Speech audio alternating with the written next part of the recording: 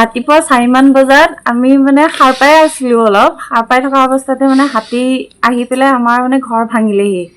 আৰু যিটো ঘৰ ভাঙিছে সেইটো ঘৰত মা আৰু দেউতাও শুই আছে, আমিও আছিলোঁ। আৰু ভাঙা শব্দ শুনি পেলাই আমি ওলাই আহিছোঁ।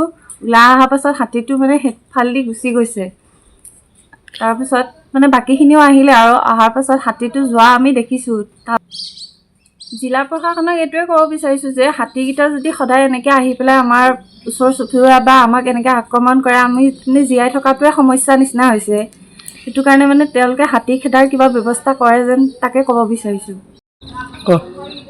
আজি পুৱতি নিশা ঠিক 4মান বজাত মোৰ ঘৰৰ নিচেই ওচৰৰে মানুহ ঘৰত হাতীয়ে আক্ৰমণ কৰে।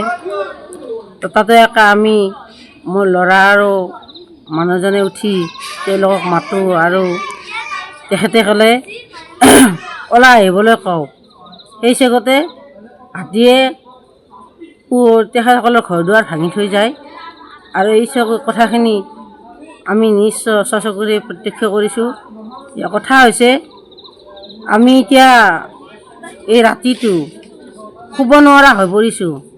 আমাৰ আহ্বান জিলা প্ৰশাসনক যে হাতীকেইটা যাতে ইয়াৰ পৰা সোনকালে খেদি পঠিয়ায়। আৰু তেওঁলোকৰ গৃহতো দুটাকৈ সৰু ল'ৰা ছোৱালী আছে। আমিও গোটেই গাঁওবাসীয়ে সদায় জাগ্ৰত হৈ থাকিবলগীয়া হৈছে। মোৰ কৰজোৰে আহ্বান যাতে এই হাতীখিনি অতি সোনকালে ইয়াৰ পৰা খেদি পঠিয়ায়।